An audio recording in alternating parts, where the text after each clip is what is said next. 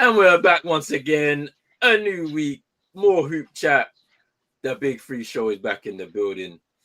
Man like CM and Chino in the building. What you man saying?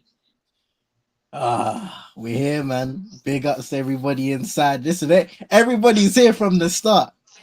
This is a different vibe. Yeah, I feel like Big ups is to he the man talking? there. I feel like he's talking about me. Is he talking about me? Chat. Is he talking about me? Hey, Chat. hey, He's talking about you. Hey, I feel like he's talking about me. hey, Chino, man. Welcome inside. Welcome inside. Did it from the start, bro. You're early, bro. What are you saying, though? You good, bro? I'm here, man.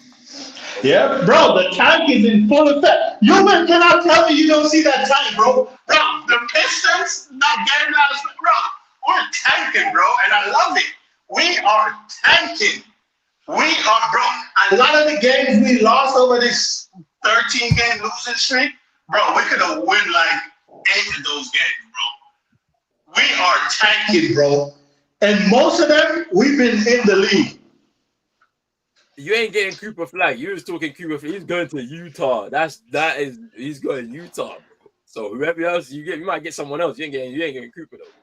Because they're the worst team in the league, Utah. So it is what it is. Before we get into anything, go. They're gonna sneak into that 1 seed matchup, man. They ain't getting nobody. Trust me, bro. They're gonna sneak into that 1 seed. I'm telling you, bro. It's hilarious. But anyway, No, we're losing that game. It don't matter. You're still going into the playoffs. You're going into the playoffs. But before you do anything, people, make sure you hit the like button, subscribe button as well if you're new, hit the notification bell, all that good stuff right there. Let's get into it, man. Why going? Huh? Man, get into it. Why go in the playoffs to get sweet in the first round, bro? You're gonna get there. You're gonna get there because the teams below you ain't getting. There's no Brooklyn Nets. They ain't getting to the play-in. So like they're trying to. They was too good, and then they had to start slowing it down because themselves. Yeah, what position are we in? I don't even know. 10th seed. What position are we in? What position are we in? 10th seed. Huh? 10th seed. How far are we from 11? How far are we from 11? You're like a few games back, I'm sure. Yeah, how far are we from 11? Let me see, bro. You're how many games? At 5 games. 5 games out. You're not. I don't even want to play the play-in. Oh, damn. So we gotta play that shit and lose it. You're gonna play it, like regardless. You're playing it. And you might go through go to round 1. I want to see you, man, match up with the Cavs, man. I want to see something. I want to see some vintage Miami, bro. Frustrating basketball, bro. That's what I want to see. Anyway, you're here. So I'm changing it around. We got to talk about your 9-game losing streak. The floor is yours, bro. Let me know what's going on. Why are you losing so many games? We're tanking, bro. The full tank is out, bro. Like, you know that meme on Twitter when there's the tank going around, skirting around in the dirt, bro. Bro, we're fucking tanking, bro. It's beautiful. I love it. First time in our history, we're tanking. We're tanking. Bro, it doesn't matter if it's Cooper Flag, as long as we're in the lottery, bro. We will draft good, bro. Because look, we haven't been in the lottery, and we got Jovic. I mean, even though it's down now, you can say Jovic has grown like Jovic a good pick. We got Bam late lottery, like literally late, right outside the lottery or whatever you want to call it.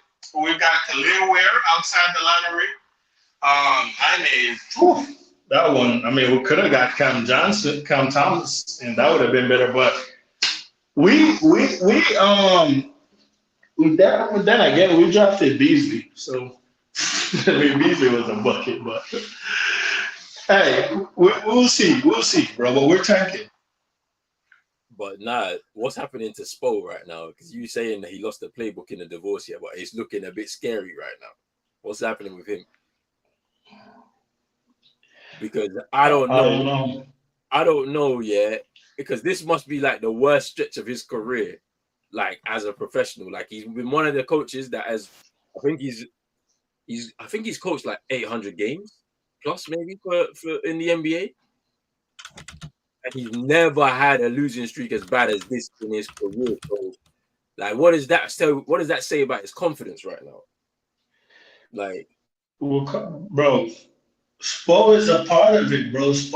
Bro, listen, you're saying we're not getting Cooper Flag, bro. You know players like these. If Miami land at 3, bro, you know that nigga AJ gonna be like, yo, I mean, he ain't even black. I don't even want to come. You know he gonna be like, yo, we ain't going, we're going to Miami. You know what I'm saying? Type shit, like, if you draft us, we ain't gonna give it our all.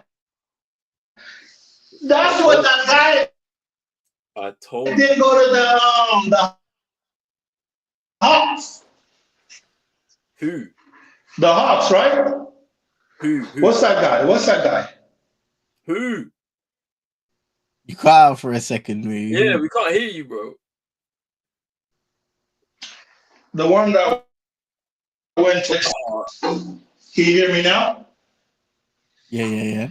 Yo, Alex Sarr, that guy. Yeah. That guy. French.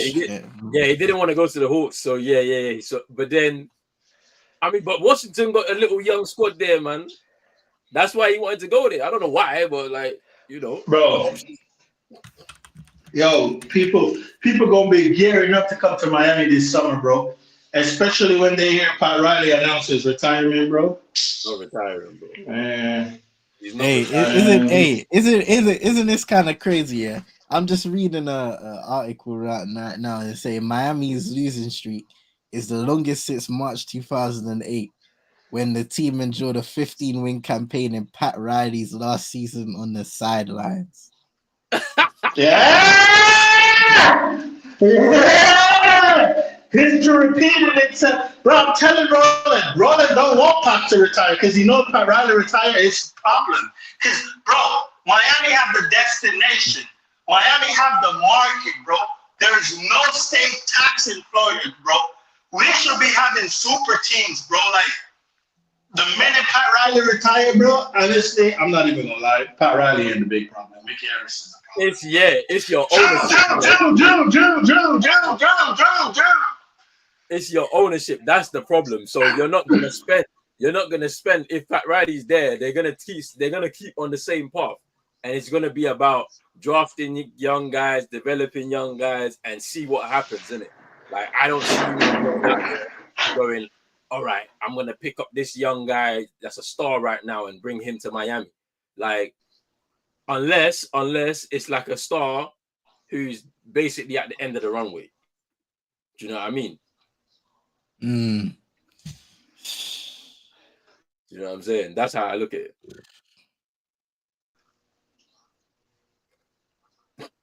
Anyway, I don't know who this person is, and I'm not getting involved. Got the pick and everything, you know. What kind of butt? I don't know what this is, bro. I see it. What are you saying about Miami, man? What's the rundown for you here? Because it's like it's looking peak right now. Chino's happy because he thinks it's gonna be a tank. I don't think they're gonna get Cooper Flag. I don't think so. I think it's Utah destined. You know, the thing is for Miami, historically, you can't buy in to the belief that they would ever think about tanking in that Pat Riley leadership era. So it's like, you are cool. You get rid of Jimmy Butler. So you've moved on from that era now. What are you planning to do? Because that, from the moment he leaves Miami, you have to start thinking about what the forward planning is to see out the season and what's going to take place in the summer. And there are pieces in there in Miami, decent players that you got in return. You mentioned Andrew Wiggins, bro. Obviously, Tyler Hero is another player that's kind of always in conversations for Miami. A guy that when he gets hot, he can shoot the ball with the best of them. He can score somewhat inefficiently, but still he can contribute off the bench. But I don't know, man. This season is obviously a dud for them. Historically, it's the worst they've been in a very, very long time, since the 2000s, late 2000s. So there's a lot of work to be done in Miami, man. I hope Chino, for Chino's sake, that the best is yet to come. But yeah, I mean, look, for the last few years, we've been hearing Chino. Chino went viral because of a rant about the Miami Heat, bro. Like, look what they've been doing to him. Look what the Miami have been doing. Look what, like, things need to change, innit? But he's gone. Yeah, he's gone. He's gone. Gone, Simply put, things need to change, and ultimately, if Jimmy Butler leaving and all of the kind of craziness that went around that whole facade earlier on in the season needed to happen for things to change, then so be it. But yeah, I think it's a big off season ahead, because I'm not even thinking that even if they get in the play-in, I'm not thinking that this isn't the Miami that can get in the play-in and then somehow cheese their way to a conference finals. They don't have it anymore. It's over. It's over, man. Yeah, I agree. I don't think it's a tank the way that Chino is like hoping it is. I feel like this is just their level, right? Like with such upheaval, especially with, because I can't imagine being a player when Jimmy Butler's in that kind of mode where it's like, I want to leave. You're not gonna give me what I want in terms, because this is the same situation that played out in Minnesota, where he was expecting to get paid before cap, because when he joined them, they were a bad team, and they elevated them to a team that was challenging in the West to a certain degree. And he thought, well, because I've done that, you need to pay me. The same thing has happened here in Miami. I have spearheaded 2 conference finals and a finals, right, or something like, yeah, I think 2 conference finals and a finals. I spearheaded that for you in the time I've been here. Yeah, I want to see. I love living in Miami, and I want to finish my career here. I want what was owed. At the end of the day, he's 35 or 36 years old now, and they're looking at it saying, we don't want to kind of, cripple ourselves for the future by giving you a contract that's 50 million plus for the next 2-3 years or whatever it will be. So I get it on both ends. I think ultimately the reason why he partly behaved the way he did, I think he saw the writing on the wall.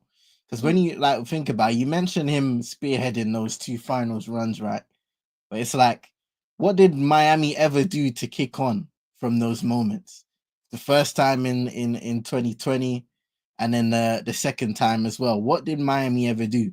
All we ever did, right, in post seasons or even during the season, was speak about, oh, Dame might go to Miami. Dame might win out in Portland. This guy might win out. Paul George might win out. He might be going to Miami. This guy might win out. He might be going to Miami to put together a big 3 of Bam, Jimmy, and insert star. And that star was never inserted. So I think Jimmy Butler kind of had a self-reflection, especially after the end of last season when Pat Riley had, those unsavory comments made towards him. It was kind of like, well, hold on a second. Despite everything that's been happening, have given my all to an organization, and there is no loyalty. And it's kind of like, you mentioned Minnesota. It's almost like PTSD, in it, because of the stigma that has kind of stuck to Jimmy Butler over the course of his career from his Chicago days. But it's like, have I not earned that respect at least? Yeah, like I hear that, man. Like the thing that I think is quite interesting as well is that whilst like Chino has been like very adamant that they need to go out and get a big star, we have seen that the era of the big 3 is gone now. It's gone. In the NBA, it's now about drafting well, developing players, and if you draft well, like you can potentially have yourself a superstar player for a long period of time. You look at Minnesota, they were a bad team and they draft Anthony Edwards. Now look at how they've elevated themselves. It's been a bad season so far, I guess to the standards of if you compare it to last season, but that's what they've done. You're looking at Detroit, a bad team for quite some time since they won their last title. They get Cade Cunningham, boom. You look at Orlando, same thing. A bad team for quite some time. Banchero comes in from the job, boom. So it's like Miami are going to actually have to look at it. I'm not saying they're going to tank, but they're definitely they can definitely find themselves being a lottery team, and they just have to draft well. Chino believes that they got the ability to do that, regardless of it's Pat Riley or not. So you do that, and then you actually have yourself a basis to kind of move forward. And it will take 2 to 3 years before you actually start to see it in fruition if you're patient enough. Like that big three era is gone. Because we've seen it fail in Brooklyn, we've seen it fail in Los Angeles, we've seen it fail now in Phoenix, right? Where all those big threes have come together, and for one reason or another, it didn't work because there was no cohesion between those three stars for it to work. And now we can throw Philly into the hat there because that failed now. So it's like, you know, I feel like my go on, Chino. You hit. What are you saying? If they hold on. If they could keep the cap low for 2020, they could keep the cap low for 2026, bro. We could get Luka, bro. See, look, come on. We could get Luka Doncic in 2026. Hey, it's over. You're not getting Luka Doncic, bro. Fuck you. Fuck you.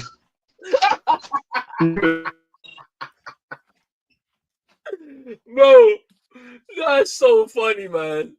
Like, bro, man said keep the cap for 2026. Who's gonna be there in 2026, bro? It's a dream for him. I know it, man. I know he wants one, but like now, like it's not gonna be the same way. Like team players are now committed long term to the projects of the team, right? Yeah. Like nobody from OKC is gonna say, "Well, we didn't win a title here this year, so I'm gonna ask out." No, it's not happening. They're just gonna continue to grow because they understand that as a process, it's patience. Like you've seen how many years the Celtics have had to resist all of the talk about breaking up the Jays, and they get that title. Like, and then teams are looking to the future. You look at how the Lakers have just gone and made this trade. They understand that they're gonna need to go.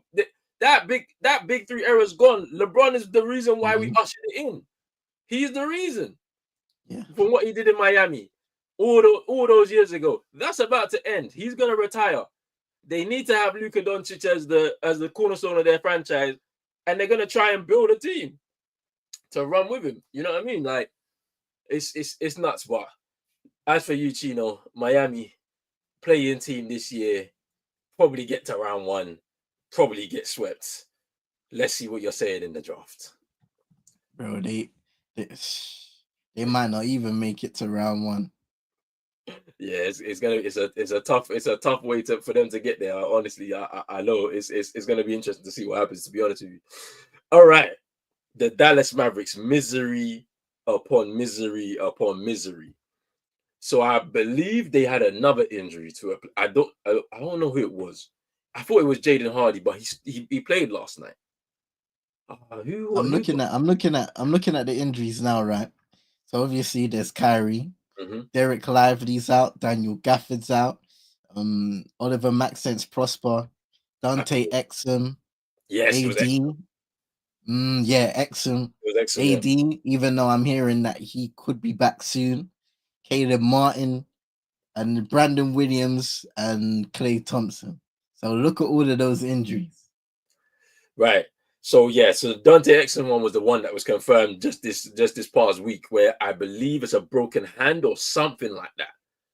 Right? Left hand fracture will be evaluated in 4 weeks. Yeah. So like, and to be honest, season's done. Season's done anyway in 4 weeks. We're literally a month towards the end of the season right now. So his season's over. Now you're looking at that, and the reason why I said to forfeit is because they have until the 24th of this month, right, where certain players' two-way deals or ability to play as part of their team expires, and they're not going to get any relief from the league at this point because there's only a month left to go and get themselves some players on some 10 days or something to just kind of fill out the roster. So they may be forced to forfeit games from the 24th of March if players don't come back from injury. And so I seen a report today where they were saying that the Dallas Mavericks are trying to convince AD to rush back from his injury so that he can play in some of those games so that they don't have to forfeit them. This is a miserable situation if you're a Dallas Mavericks player, part of the ownership group, front office, and a fan. What are you saying, bro? Like, this chain of events have been crazy. I think this is the most unprecedented luck or period of bad luck that any team in the history of sports has ever had. Of all of my years of watching sport, I don't think I've seen anything like this. When we're speaking about dominoes falling, bro, Luka trade, and then everything literally from there has gone downhill. Some things, cool, out of your control. Kyrie gets an ACL, injuries, and so. But when you look at just the trade in general and what the kind of PR that the Dallas Mavericks organization were pushing out, you know, negative towards Luka, talking about we want to win now. We're in the best possible position now to win a championship with the roster that we have now. AD had a great start to his Dallas career, gets injured partway through that game.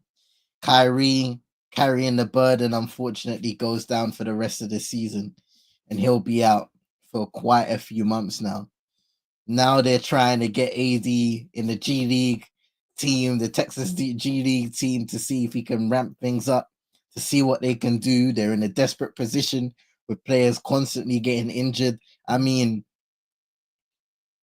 yeah, karma, innit? People will say it's bad karma. And not everybody believes in that. But when you look at the nasty work, and I will say nasty, despicable work that the Dallas Mavericks organization were doing after that Luka trade, some will argue that they deserve everything that they will get. Not the players. I'm not talking about the players' side. I'm talking about the board, the hierarchy, the front office, the Nico Harrisons, all of those guys, the owners. Like, you know what was embarrassing? I remember, so Nico Harrison said one thing, right? And then the owner came out and said the complete opposite. And it's like, nobody's really on the same page then. You saw Jason Kidd in the introduction kind of interview when he was next to Nico Harrison looking spaced out. That was a red flag from there.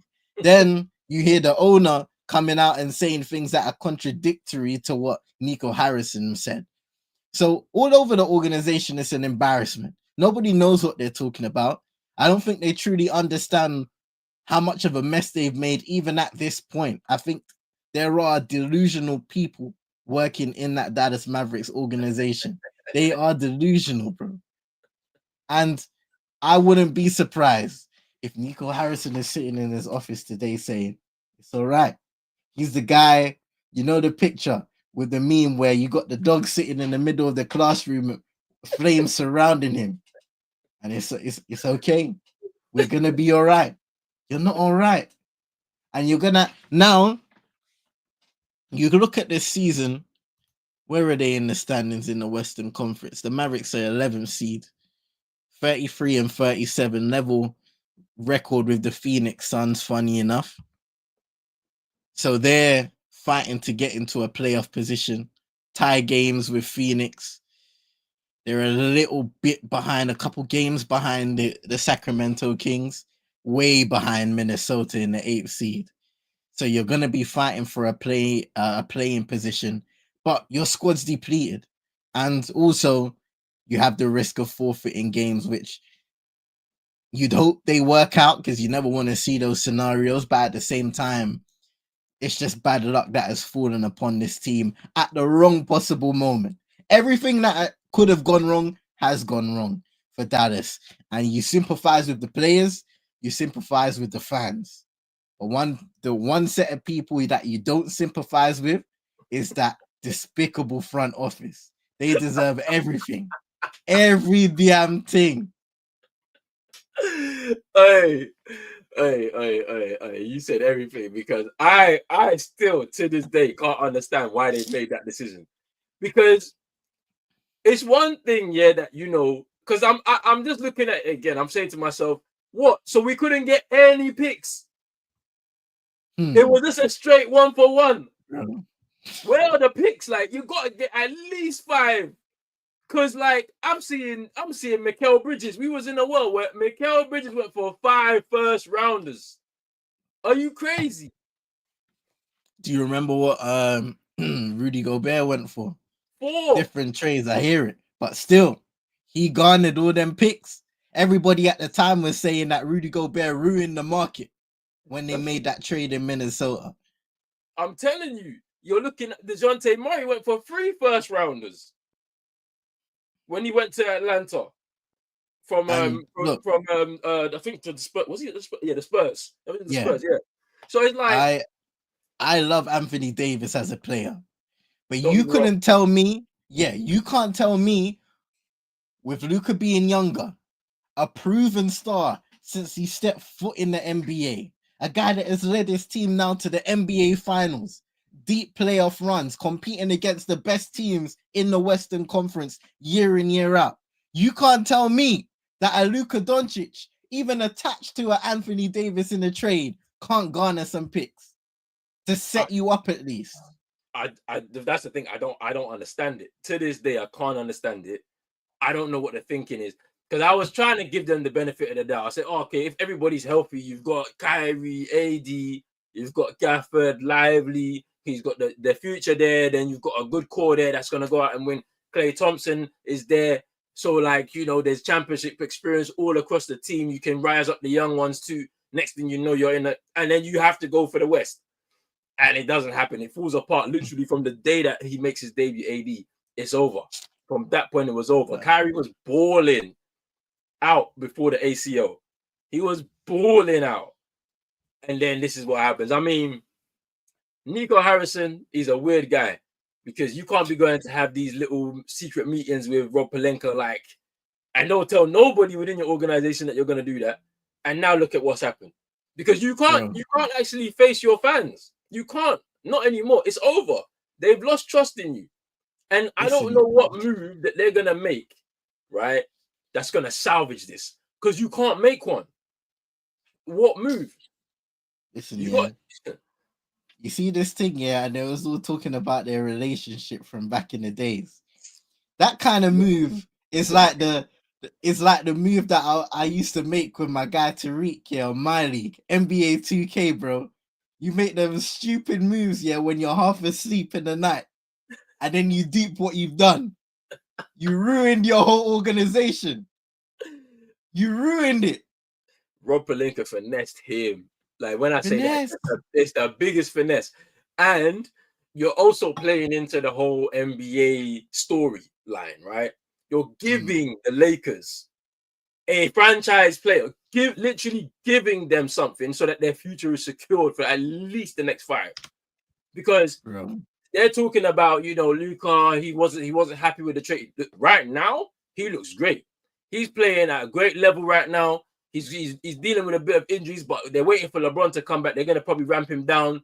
They don't care who they get first round. Doesn't matter who they play. I think they have enough.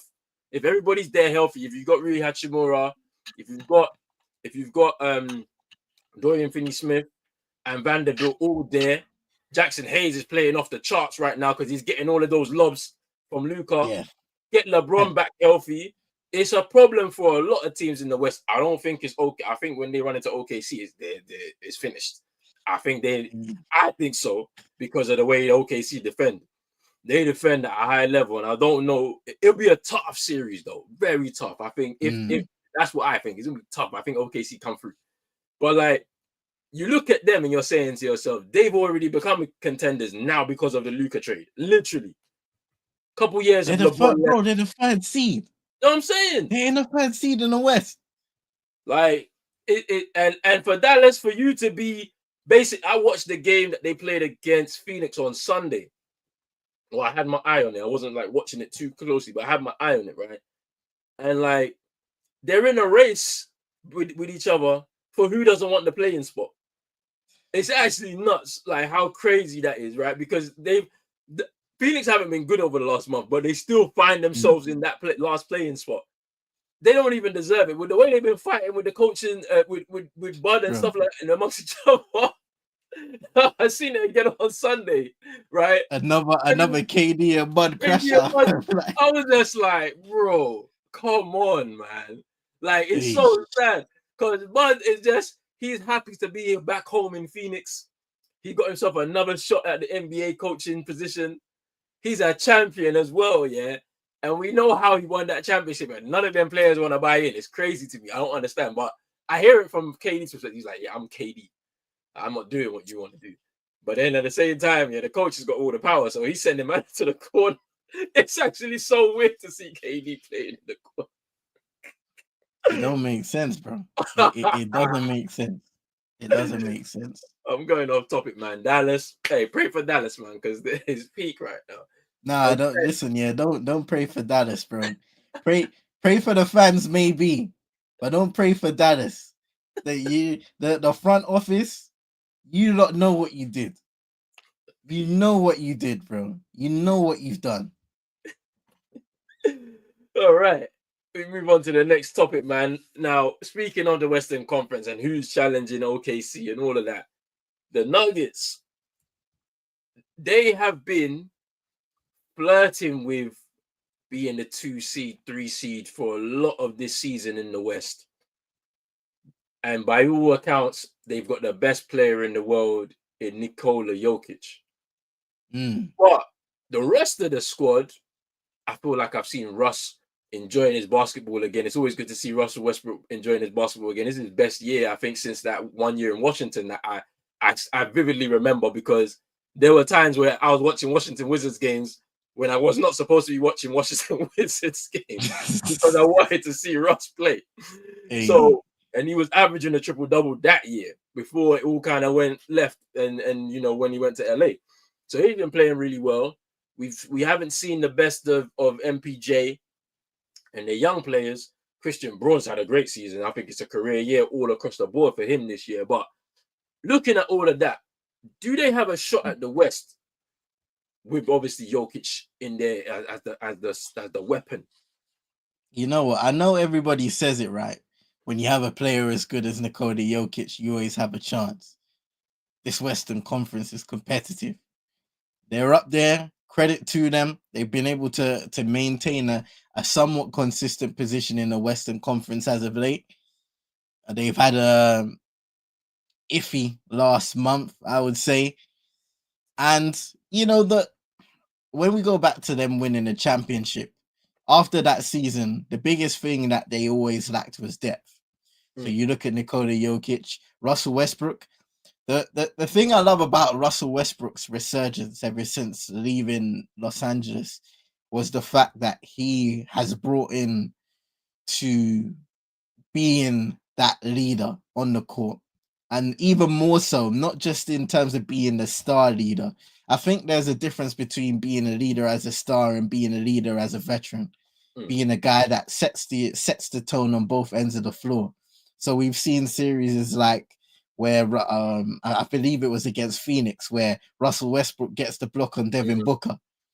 Those little small things and the energy that he brings to the game, setting the tone. So it's always valuable having a guy like that in the team, regardless of how teams defend him. When we think about his 3-point shot, he finds ways to contribute to winning. And unfortunately, he hasn't been in the scenarios post OKC to kind of showcase that enough. You know, he's had good stretches in Houston, good stretches in Washington, like you said, good stretches here now in Denver.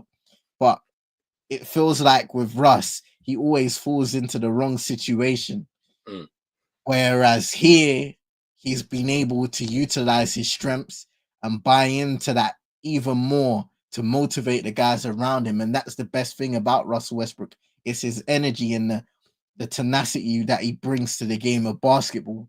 Now, Jamal Murray, he kind of started the season a little rough. And he's been all right.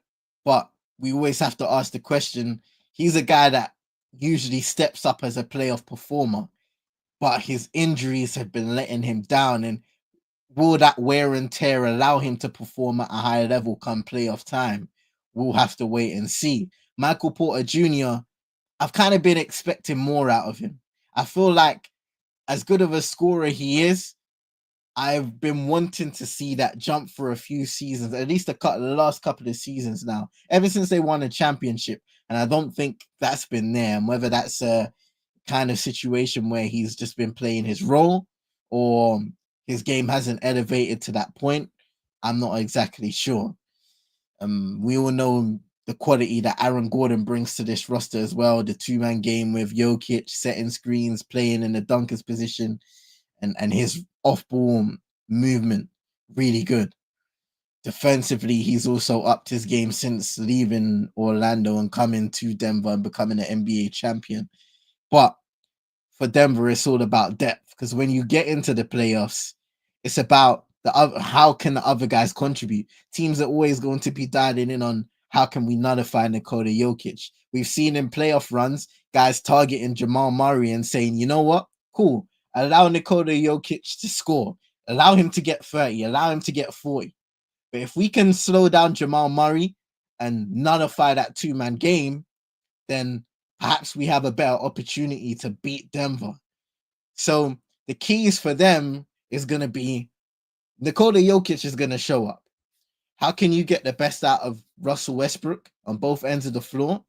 How can you get the best out of Jamal Murray again and see him get up to that level where he was, for example, in that championship year, where he was a key contributor next to Nikola Jokic, putting together solid performances night in, night out. You mentioned Christian Braun, a guy who has slowly grown with that roster ever since that going to Denver. How can he continue to contribute on that level? And then Michael Porter Jr., can he be consistent with his shot again and commit to being a high level, or at least a good enough player on both ends of the floor? Because I think it's important. A player with his size can develop, or you can hope at least can develop the intangibles to be a decent contributor on the defensive end, because he's going to need to do more in order to elevate his game other than just scoring and being a heater. He needs to do more.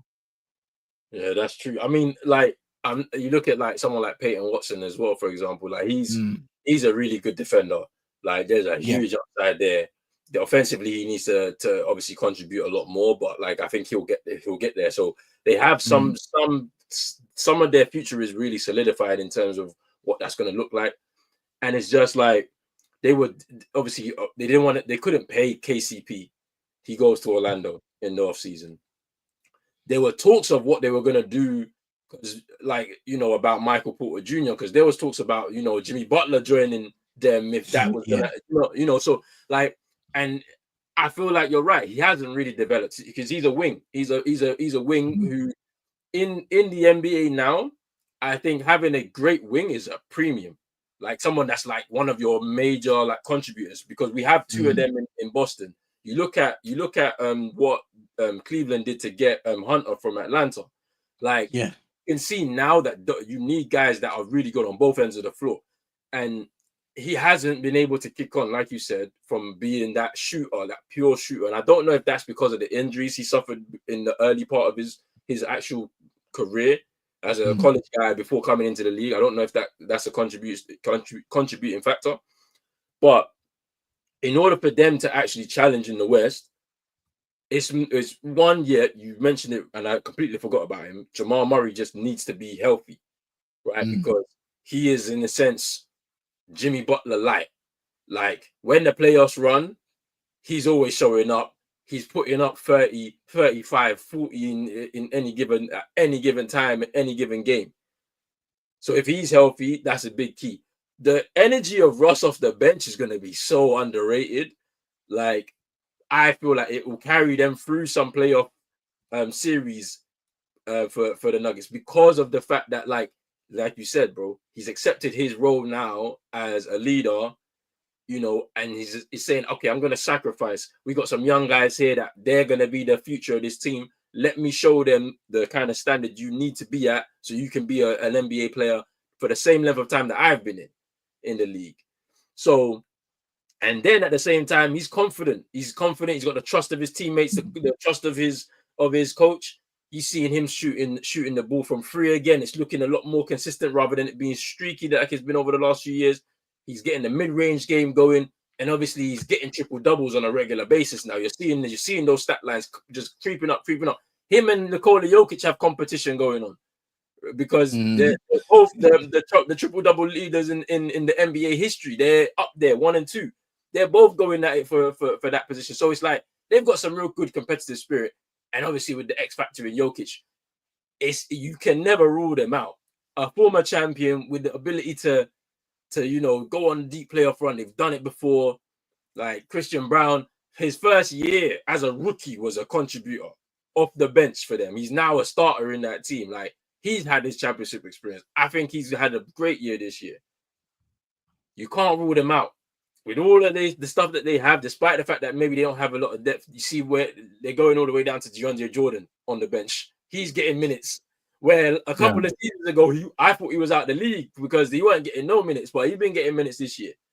So you can't rule them out, man. It's gonna be fun to watch these playoffs with the Lakers, OKC, Denver, even Minnesota are a sleeper because they've gone on a run. Julius Randle seems to have found his feet. Like, they're a sleeper. If they could up that intensity defensively, they're a problem too in the West. Like, you just never know. You never know. But the Nuggets, I think they got a shot. Like, as long as everybody's healthy and everyone's committed to the cause. Boy, let's move on. The Golden State Warriors. Do they have a shot at the West? Because since Jimmy Butler's come in, they're, I think, 16-2, I think it is. That's their record since he's come in. So they've been on the heater, right? They found themselves in 6th position, like, because the West is just too crazy that, they find themselves in 6th position. But with the championship experience of Draymond Green and Steph Curry, can Jimmy Butler added into that mix give them the opportunity to win the West and win it overall? What do you think, bro? The West is so close, isn't it? I find it hard almost differentiating a lot of teams because you can put OKC into their own category. Then you have teams like the Rockets who have shot up, 2nd seed right now, shot up in the rankings. You have the Memphis Grizzlies who are returning strong after having, some injury riddled seasons of guys being out and suspended or injured. And then you have teams like the Lakers who, have surged up after the trade. You have the Denver Nuggets who have been in around there, Warriors, championship experience to behold.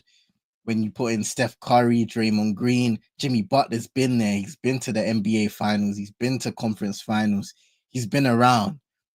You have the Clippers, the Minnesota Timberwolves who are still trying to get over that hump. The Clippers who are still hanging in there as when you think about Kawhi Leonard, James Harden, who's had a good season.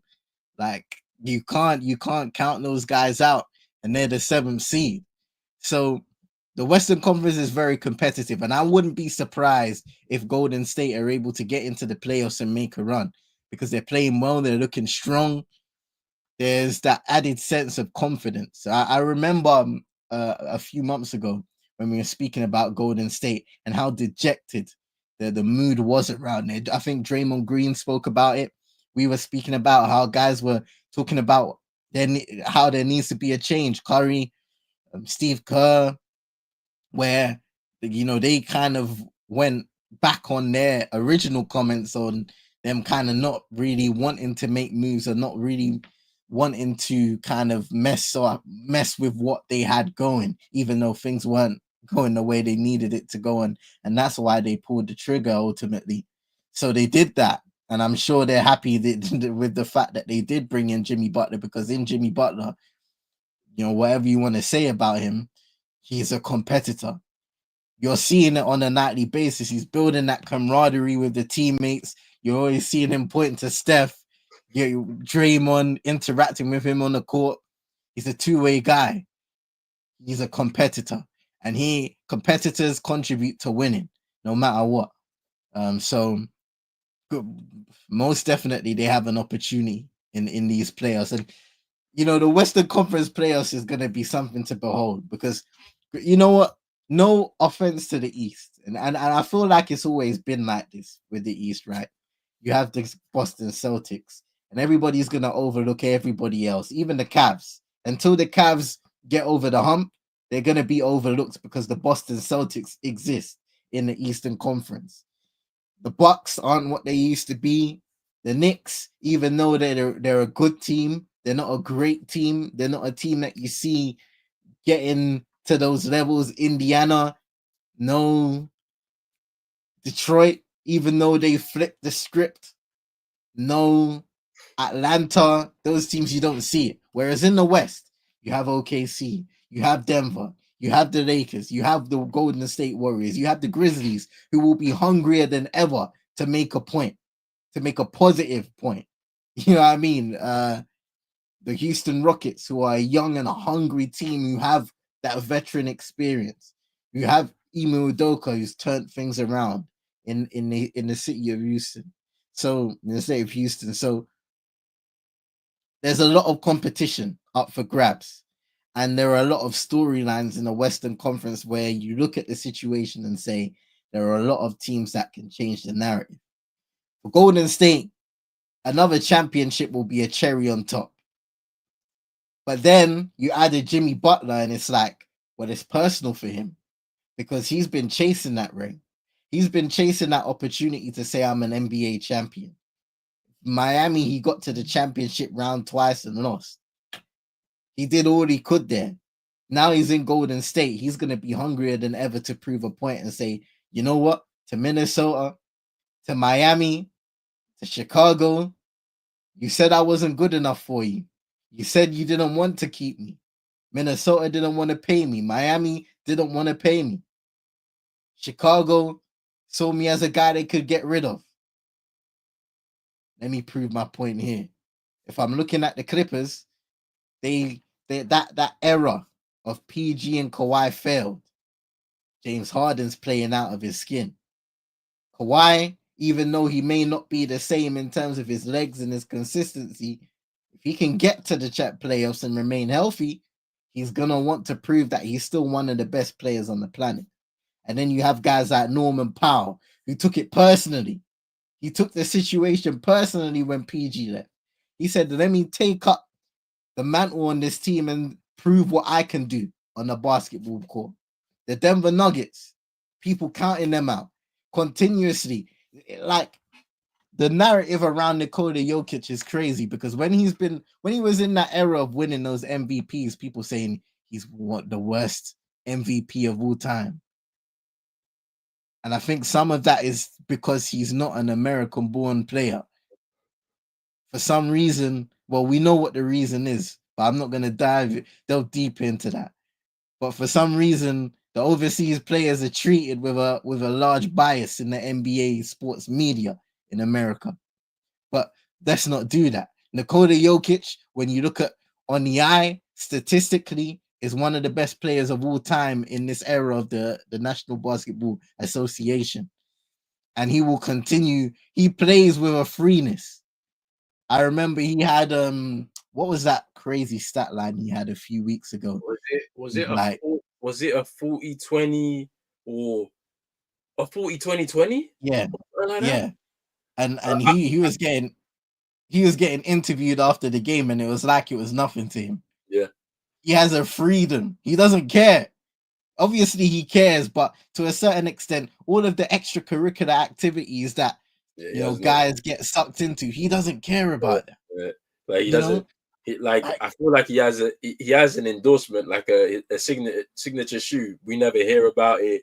Like, I'm sure he has all sorts of endorsements. He doesn't really care. He just wants to just play his basketball, go home to his family. Like, there's a lot of interesting stories to be written in the West. Even when you go down to the play-in, the Phoenix Suns, they're hanging on by a thread.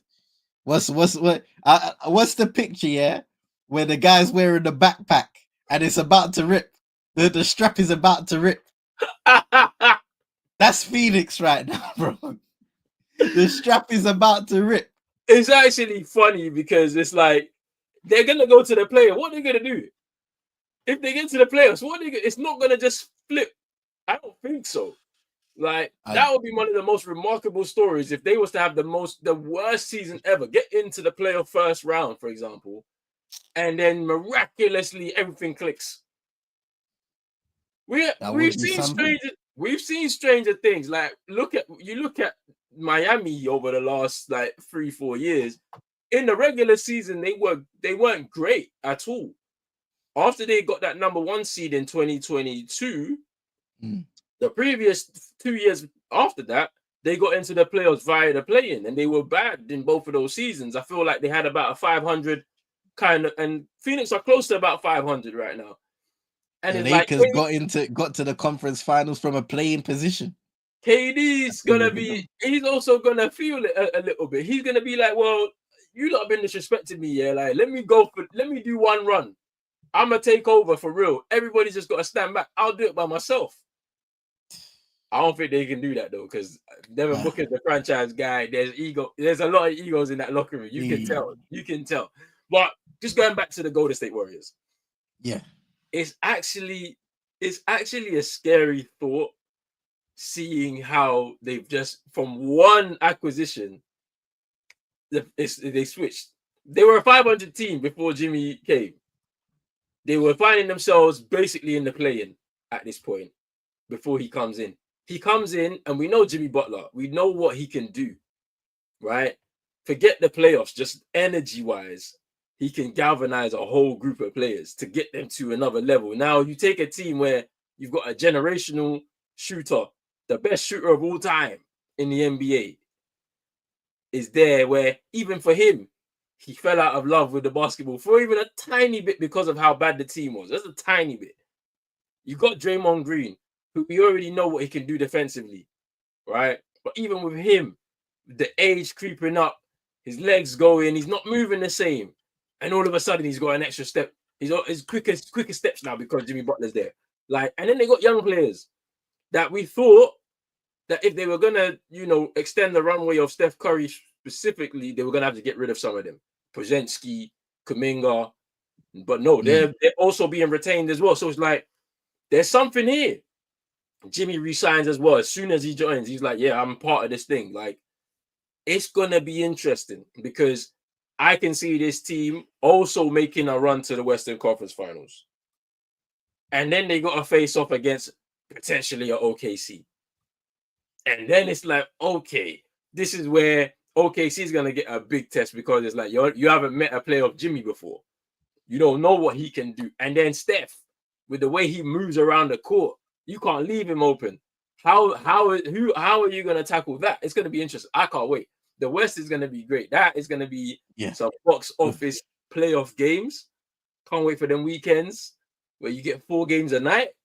Hey, bring it, man. It's going to be lit. But I think they are a contender, man, with Jimmy Butler in at the helm. All right.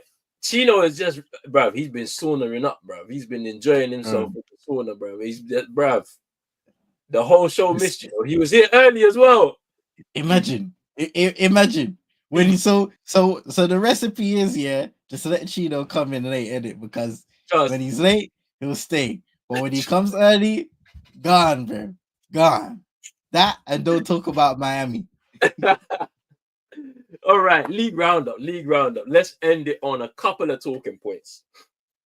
So I think about a week ago, Mikal Bridges had a bit to say about Tibbs and his management of the roster. Saying that they're playing a bit too many games, and then maybe they would like heading into the playoffs and where the real challenges can start happening with health. What did you think about that, bro? When you saw it, if you didn't see it, and I've let you know now, like, what do you think about comments like that for the team moving forward, bro? I mean, I'm looking at it now. What does he say? Back off a bit on the starters' minutes. Yeah. Why is he wrong? He's not. He's not wrong. We saw what happened to them last postseason. dropping like flies. They're trending in that direction again if things go that way. I think you need, as a coach and as players, there needs to be a freedom for players, especially if they're trusted. There needs to be a freedom for them to voice their opinions. Now, in the NBA, it's a little different because we always see players voice their opinions in the public. In football, it's kind of different, isn't it? You try and keep that stuff under wraps behind the scenes, but in basketball, players have more of a personality to say what they want to say because they're constantly speaking to the press, whether that's in shoot-arounds, whether that's after the games, all of that stuff. They talk and they talk, and even podcast platforms.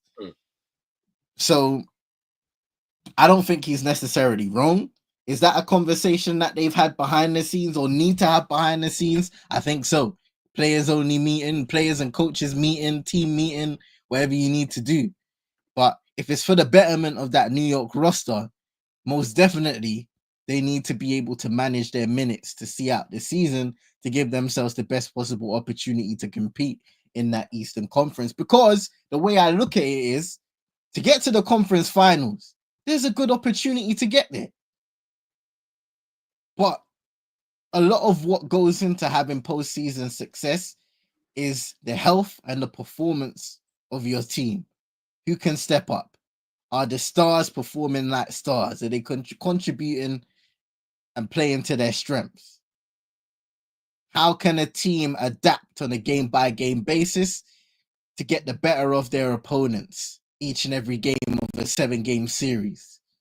Coach Tom Thibodeau, is he going to be able to adapt after all of these years? I would say no. But I don't think that Mikal Bridges was wrong at all in saying that.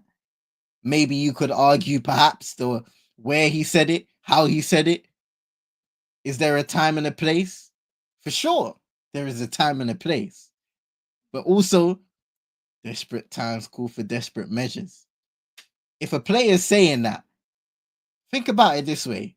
How many more players, because they all speak to each other, they're close. How many more players are also feeling the same way? It's interesting because they've had bad luck with injuries, though, over the last few years. Mitchell Robinson's just returned from his long-term injury, right, to help boost their squad. I feel like I heard that Jalen Brunson is nursing some ankle problems, which that's not good. Moving into the playoffs, it's not good at all. And I think they have locked in the 3rd seed at this point. I can't see the Pacers, with the way that they've played this year, right, somehow miraculously stealing the march on them and taking that 3rd seed, right? So Tibbs should be looking at it and saying, we've locked in 3rd seed, right? Let's stagger minutes for guys, give them as much time to rest as much as possible, because you do not want to have a situation where you're overworking them and they start breaking down like they did last year. That should be the learning from last season. That should have been the learning, right? You've gone out there, you've bolstered your squad, right? You're seeing guys like Deuce McBride getting more run off the bench. He's a contributor now, completely as part of that unit, that first unit or so, you'd say. And like, you know what I mean? Like, it's an issue that, like, if he's voicing that opinion, Mikal Bridges, then it's like you said, it's about having trust within your group. Because I guarantee you, for the Celtics, they're looking at it from this perspective. We've locked in the 2 seed. They're Jaylen Brown and Jason Tatum. They're saying, yeah, you've got to rest out some games now because we've got 13 games left. You're not gonna your position's not gonna change. Our focus is now making sure that when we get to the playoffs, we're ready. And you know that there's some dialogue happening between the players, the coaching staff, and medical staff, and all of that. If Tibbs is kind of ruling with an iron fist and saying, this is what I've done for my whole career, I don't care if you're this guy or that guy and you get paid this or you get paid that, and this is what I'm going to do, you're going to end up with the same situation as you had last year. You get to the 2nd round, everybody's decimated within your squad, and then you lose at home in 7 against the Pacers. That's what will happen. But hey, he's not wrong. Mikal Bridges isn't wrong. If he's saying it, you got to listen to him as one of your top guys who, as I still can't believe it, 5 first-round picks for him. He's good. but he ain't that good. I'm just saying. All right, and this is the last topic before we get out of here. The Cleveland Cavaliers have now lost 3 games in a row. This is the first time that's happened for them this season. Are we now beginning to level out for them this year? I mean, they've had a great year. It's a historic year. By all accounts, by all means, they've had that year. But 3 losses in a row, you know, it started off with the Magic, and I watched that game on Sunday because, like, the Magic were a thorn in their side in the playoffs last year. First round, went to 7 games. They needed Donovan Mitchell to bail them out. Is there a chink in the armor there that we're seeing with 3 losses in a row? Because if they go into, I've watched the Cavaliers a few times this season, and if Donovan Mitchell and Darius Garland aren't giving you at least minimum 25 in that game, they struggle. Yeah. And when you get into the playoffs, it's not the same kind of basketball that you've been playing regular season. So what do you think, bro? I think the Cleveland Cavaliers have had a great season, right? And sometimes when you win a lot, it only takes 1 loss for things to kind of start spiraling out of control. We've seen sometimes in the past, in the run-in to the end of the season, teams, you know, going on bad runs, and then they kind of have to start trying to pick things up again. And I think that's where Cleveland are right now. I don't think it's something to worry about a lot because they're in a good position in the East. But they, sooner rather than later, they need to find a way to pick things up. I don't remember what season it was, but I remember a year where Denver, towards the end of the season, regular season, they were kind of struggling, and they picked themselves up, and they were able to salvage that end of the regular season. And Cleveland are going to have to do that now. Now, I kind of spoke about it earlier, right? Is there a total trust in the Cleveland Cavaliers? Because in the past, we've spoken about the character of the team. While we praise the moves to bring in a DeAndre Hunter, the growth of Evan Mobley, who, you know, credit to the Coach Atkinson, right? He's given Evan Mobley this season the freedom to become more involved on the offensive end. And he has grown from strength to strength in that sense. But, you know, Donovan Mitchell, you know what you're going to get from him for the most part. For me, it's all about Darius Garland. What can he do? Because the times when I've watched Darius Garland, and I'm no doubt it's different this regular season, but in the past when I've watched him, I've always wanted to see him assert himself more. I thought about back in the days, when they had Garland and they had Colin Sexton. Mm-hmm. And I always favored Colin Sexton because I looked at what he had here, what he had up here in terms of his mentality, in terms of his tenacity and what he brings on the court. Now, Darius Garland is a talented player, but I've always thought that psychological edge is what the difference is between what makes him a consistently great player and just a good player.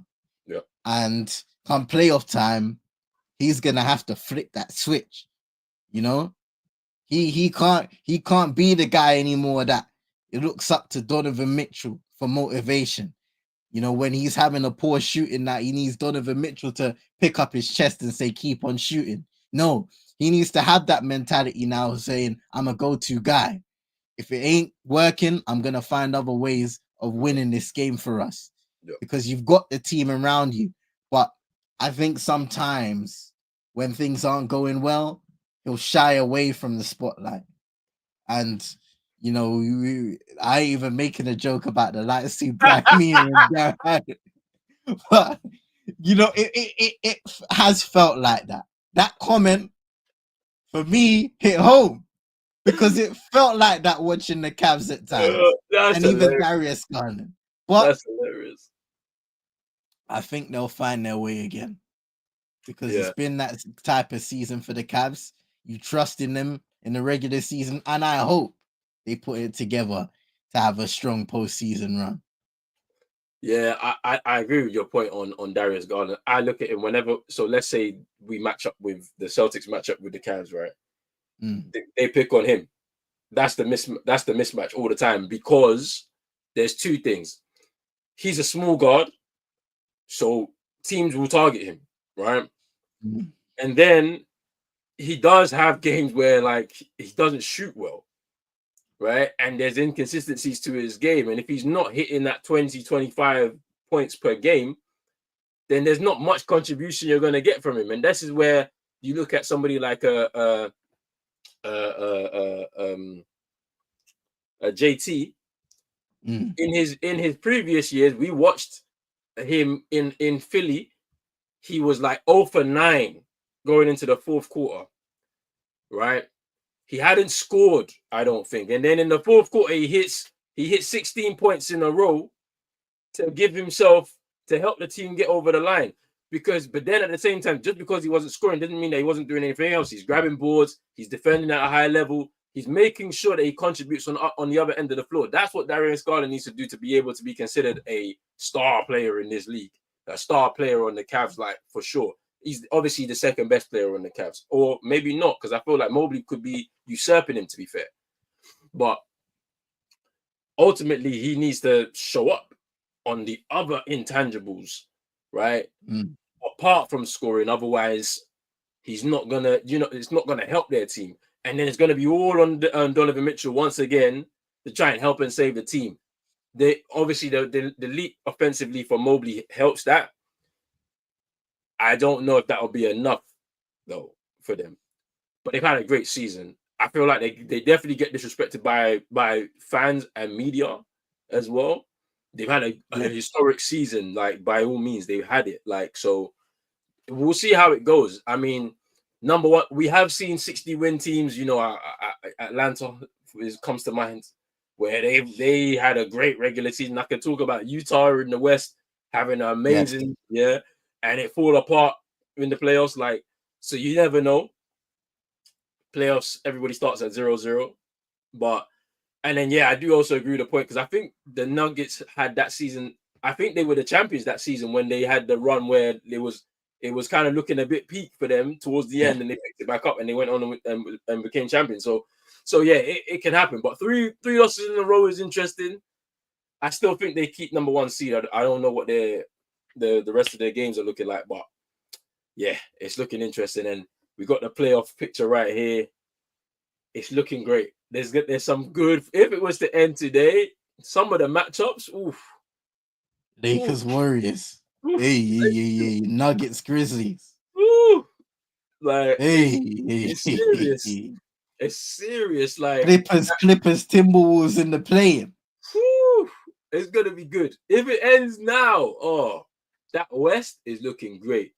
Like, we have a rematch of the first round between the Bucks and the Pacers in the East, which should be good as well. Regardless, there's some revenge that needs to happen there for Giannis and Dame, specifically because they were injured for a lot of that series last year. The Knicks and the Pistons. The Pistons, the way they're playing right now, that could be a good series. I can't lie. The Knicks can't lose. They can't lose. They can't lose. But anyway, we're gonna wrap it up right here. Big up to man like, I gotta say hello to Big Task at Hand. Big up to Big Task at Hand in a minute. Listen, the man, Knicks. Always calling for his Knicks. Come on. Big up yourself. But hey, big up to man like Chino. Yes, He started with us in the beginning and then lost. I don't know what happened to him, but big up to Chino, man. Every time. Man like CM, big up to yourself. Thank you for coming through once again. Let the people know where they can find you before we get out of here, bro. Hey, man. You can find me CM22ENT on YouTube. That's where I'm most of the time speaking about Manchester United. It's an international break now, so I'm taking a little break myself. It's been a hectic period. And the last thing I need is for any big news coming out. But you know it's going to happen eventually. So make sure, Pros Only Sports, you hit that like button, subscribe, United State of Mind. The episodes have been dropping. So make sure you peep United State of Mind as well as the Big Three and everything else Roland has coming on this channel. Make sure you hit that like, subscribe if you're new, share to your friends and frenemies. You know what to do, people. Love for the support. Come on, big up to everybody. Do as CM says right there, man. Hit that like and subscribe. And we're back next week, man. More hoops. You get me? Peace.